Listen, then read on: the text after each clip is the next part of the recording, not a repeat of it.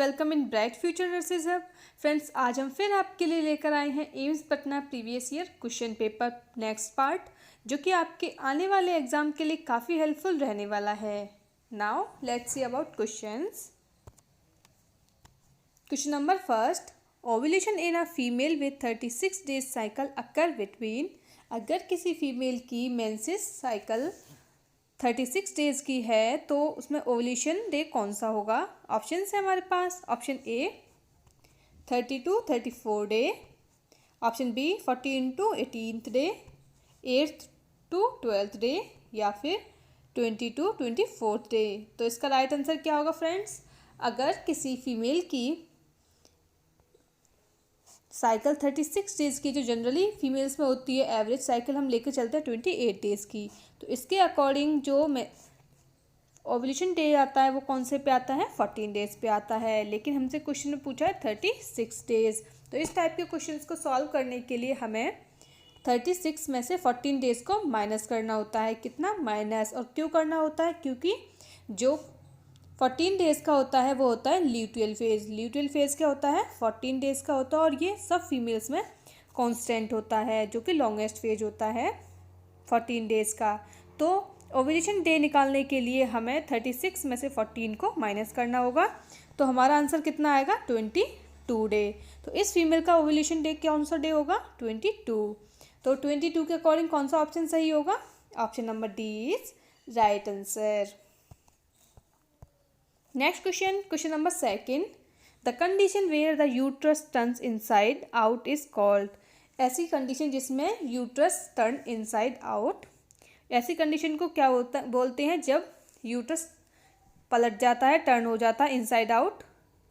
तो ऑप्शन है हमारे पास। Option A uterine inversion, option B prolapse, option C anteversion, या ऑप्शन डी रेट्रोवर्जन। तो इसका राइट आंसर क्या होगा फ्रेंड्स। ऐसी सिचुएशन को हम बोलते हैं यूटेराइन इन्वर्जन, जो कि यूट्रस इनसाइड आउट आ जाता है। अंदर का जो यूट्रस होता है इनसाइड जो होता है यूट्रस का, अगर वो आउटसाइड आ जाता है तो हम उसे बोलते हैं यूटेराइन इन्वर्जन। प्रोलैप्स किसे बोलते हैं, प्रोलैप्स एक ऐसी सिचुएशन को बोलते हैं जब जो यूट्रस है वो पेल्विक फ्लोर मसल्स के वीक होने की वजह से वजाना की तरफ आने लगता है, जो कि जो मसल्स होती है पेल्विक फ्लोर मसल्स, उसे जो सपोर्ट प्रोवाइड करती हैं यूट्रस को, अगर वो वीक हो जाती हैं तो यूट्रस डाउनवर्ड आने लगता है, उसे हम बोलते हैं यूट्रस प्रोलैप्स। और एंटीवर्जन क्या होता है, एंटीवर्जन एक यूट्रस की नॉर्मल पोजीशन होती है जिसे हम एंटीवर्जन बोलते हैं।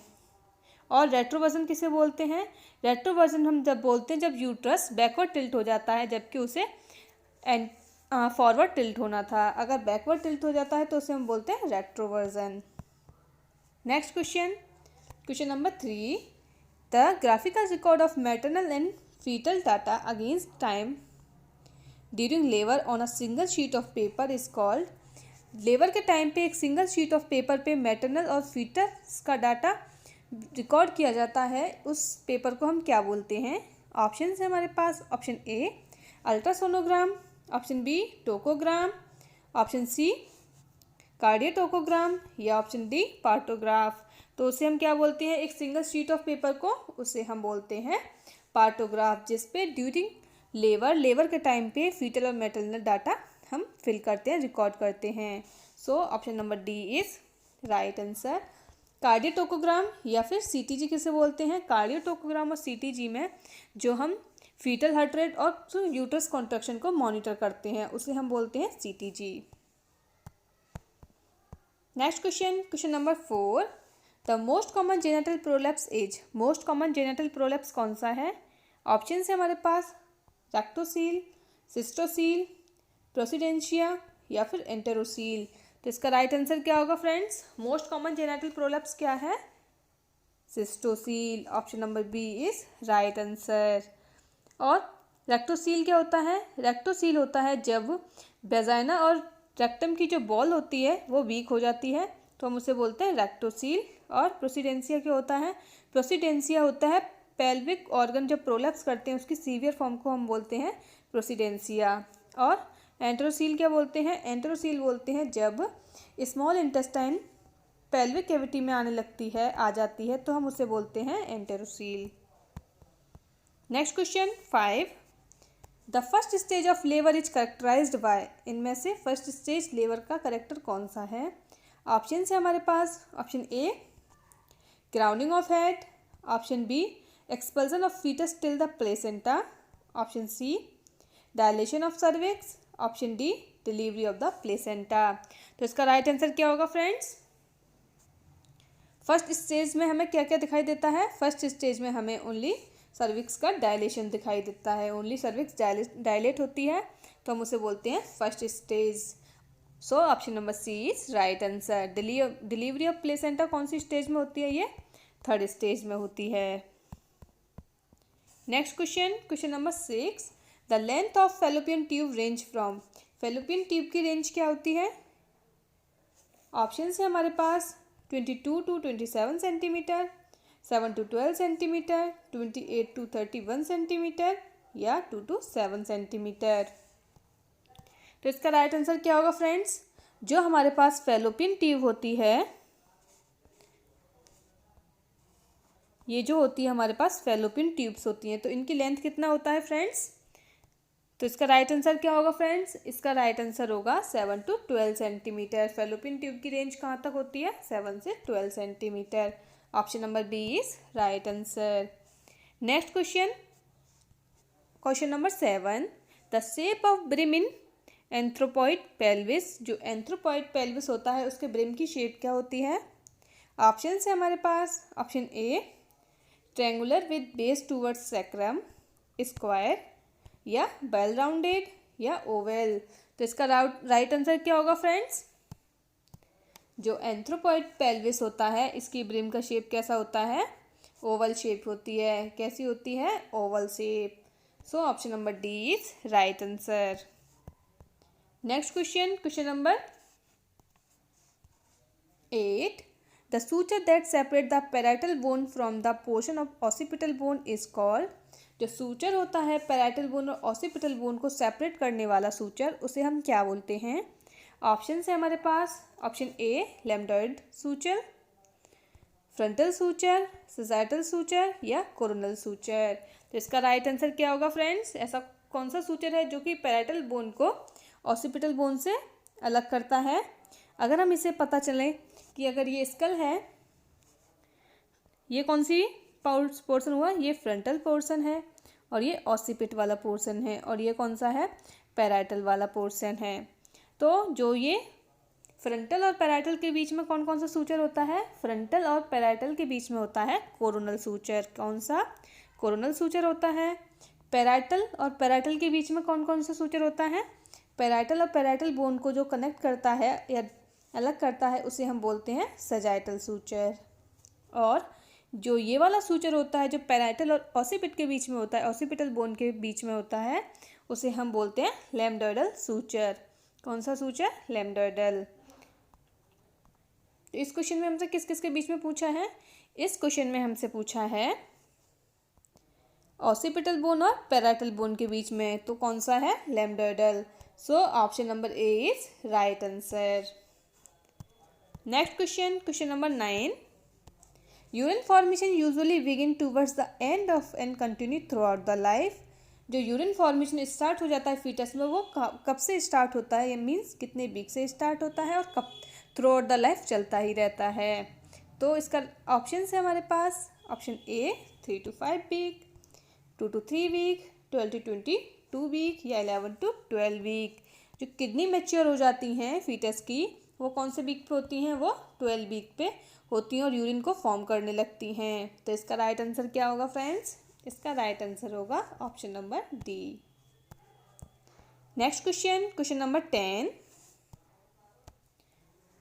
The settling of foetal head into the brim of pelvis is called, अगर जो पेल्विस का ब्रिम होता है, अगर फीटस का हेड इसकी तरफ आने लगता है या डाउनवर्ड सेटलिंग होने लगती है, तो इसे हम क्या बोलते हैं? ऑप्शन है हमारे पास crowning of head, lightening, engagement या डिसेंट। तो इसका राइट आंसर क्या होगा फ्रेंड्स? अगर फीटस हेड ब्रिम की तरफ आने लगता है, सेटल होने लगता है, तो हम इसे बोलते हैं lightening. Option number B is right answer. Next question, question number 11, which of the following is common site of fertilisation. Fertilisation के लिए कॉमन साइट क्या होती है? ऑप्शन है हमारे पास। Option A interstitial space, isthmus, ampulla या इनफंडिबुलम। तो इसका राइट आंसर क्या होगा फ्रेंड्स? फर्टिलाइजेशन मोस्टली कौन से जगह होता है? वो होता है एम्पुला में। Option number C is right answer. Next question, question number 12, at about the gestation the height of the uterus is at the level of umbilicus. gestation के टाइम पे जो यूट्रस की हाइट अम्बलाइकस लेवल पे कौन से week पे आती है? ऑप्शन है हमारे पास। Option A 6 to 8 week, option B 3 to 5 week, option C 20 to 22 weeks या 10 to 12 वीक्स। तो इसका राइट आंसर क्या होगा फ्रेंड्स? जो यूट्रस की हाइट होती है means fundus height, symphysis 12 week पे कहाँ पे होती है? 12 वीक पे होती है प्यूबिस सिम्फाइसिस या सिम्फाइसिस प्यूबिस पे। 16 वीक पे कहाँ जाती है फ्रेंड्स? 16 वीक पे आ जाती है वो हाफ वे बिटवीन प्यूबिस और अम्बलाइकस के बीच में आ जाती है। कौन से? अम्बलाइकस और प्यूबिस के बीच में 16 वीक पे आती है। और एट अम्बलाइकस लेवल पे वो कौन से वीक पे आती है? वो आ जाती है 20 to 20 वीक पर अम्बलाइकस लेवल पे आ जाती है। और 32 वीक्स पे वो कहाँ पे आ जाती है? 32 वीक्स पे आ जाती है वो 3 to 4 finger below xiphisternum. Xiphoid process से 3 to 4 फिंगर नीचे आ जाती है। 2 से 3 से 4 फिंगर नीचे होगी वो 32 वीक पे।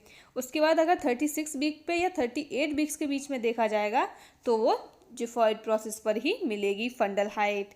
और बाद में 40 वीक्स पे वो नीचे आ जाती है, 2 to 3 फिंगर नीचे आ जाएगी 40 वीक्स पर। तो इस क्वेश्चन में हमसे पूछा है यूट्रस की हाइट अम्बलाइकस लेवल पे कौन से वीक में आएगी? 20 to 22 वीक्स में। Option number C is right answer. Next question 13, the ovarian cycle is initiated by. Ovarian जो साइकिल है वो कौन सा हार्मोन है जो इनिशिएट करता है? ऑप्शन है हमारे पास। Option A progesterone, option B follicle stimulating hormone या FSH, एंड्रोफिन या एस्ट्रोजन। तो इसका राइट आंसर क्या होगा फ्रेंड्स? कौन सा हार्मोन है जो ओवेरियन साइकिल को इनिशिएट करता है? ये है FSH। क्या? FSH ओवेरियन साइकिल को इनिशिएट करता है। Next question, question number 14, what is the correct sequence of mitosis. Mitosis जो कि सेल डिवीजन है उसका करेक्ट सीक्वेंस क्या क्या है?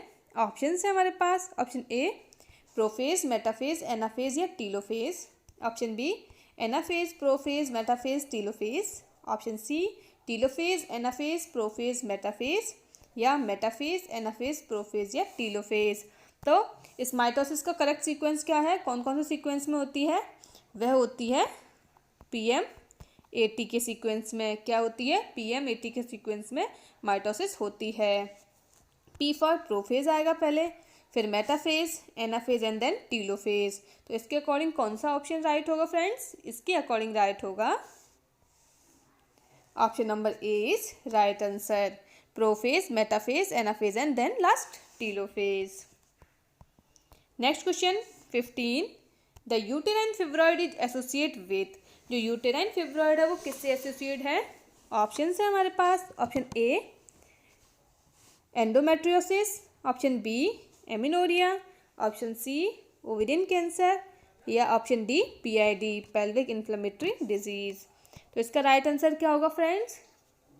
फिब्रॉइड क्या होता है? यूटेराइन फिब्रॉइड एक इसे हम यूटेराइन मायोमा भी कह सकते हैं। क्या बोल सकते हैं? यूटेराइन फिब्रॉइड को हम यूटेराइन मायोमा भी बोल सकते हैं। और ये क्या होता है? ये एक नॉन कैंसरस ग्रोथ होती है यूट्रस के अंदर, जिसे हम बिनाइन ग्रोथ भी कह सकते हैं। और ये किससे रिलेटेड होती है? ये रिलेटेड होती है एंड्रोमेट्रियोसिस से। सो option number A is right answer. Next question 16, inflammation of fallopian tube is called. Fallopian tube के इन्फ्लामेशन को हम क्या कहते हैं? ऑप्शन है हमारे पास। ऑप्शन ए एंडोमेट्रियोसिस, वेजाइनाइटिस, सेल्फिंजाइटिस या सर्विसाइटिस। तो इसका राइट आंसर क्या होगा फ्रेंड्स? अगर इन्फ्लेमेशन फैलोपियन ट्यूब में है तो हम उसे बोलते हैं salpingitis. Option number C is right answer. Endometriosis किसे बोलते हैं? जब यूट्रस की एंडोमेट्रियम में इन्फ्लेमेशन है तो हम उसे बोलेंगे एंड्रोमेट्राइटिस। या वेजाइनाइटिस किसे बोलते हैं? वेजाइना में इन्फ्लेमेशन हुआ है। और सर्विसाइटिस, सर्विक्स के इन्फ्लेमेशन को हम बोलते हैं cervicitis. Next question, question number 17। The most common site of ectopic pregnancy. Ectopic pregnancy के लिए मोस्ट कॉमन साइट कौन सी होती है? ऑप्शन है हमारे पास। Option A ampullary region of fallopian tube, cervix, abdomen या ओवरी। तो इसका राइट आंसर क्या होगा फ्रेंड्स? एक्टोपिक प्रेगनेंसी क्या होती है? जब implantation other than uterus, uterus के अलावा इम्प्लांटेशन किसी और जगह हो जाता है जाइगोट का, तो हम उसे क्या बोलते हैं? उसे हम बोलते हैं एक्टोपिक प्रेगनेंसी, जो कि एम्पुलरी रीजन, सर्विक्स, एब्डोमेन और ओवरी, इन तीनों में से, चारों में से किसी भी जगह हो सकता है। लेकिन मोस्ट कॉमनली साइट कौन सी होती है एक्टोपिक प्रेगनेंसी की? वो होती है ampullary region of fallopian tube. So option number A is right answer. Next question, question number 18। Darkening of the skin over the forehead, bridge of nose, cheek bone during the pregnancy is called. Pregnancy के time पे किसी female के cheeks पर इस तरीके से अगर कोई डार्क मार्क्स हो रहे हैं, डार्किंग हो रही है, फॉरहेड पे भी हो रही है, तो हम उसे क्या बोलते हैं? ऑप्शन है हमारे पास। Option A chloasma, Chadwick sign, Hegar sign या लीनिया नाइग्रा। तो इसका राइट आंसर क्या होगा फ्रेंड्स? जो ये शेप होती है वो कैसी होती है? बटरफ्लाई शेप में आने लगती है, जो डार्किंग होती है चीक्स पर और फॉरहेड पर भी हो जाती है। तो हम इसे क्या बोलते हैं? इसे हम बोलते हैं कोलाज्मा। क्या बोलते हैं? कोलाज्मा, जो कि ड्यूरिंग प्रेगनेंसी देखने को मिलता है। Option number A is right answer. Next option देखें, चैडविक साइन किसे बोलते हैं?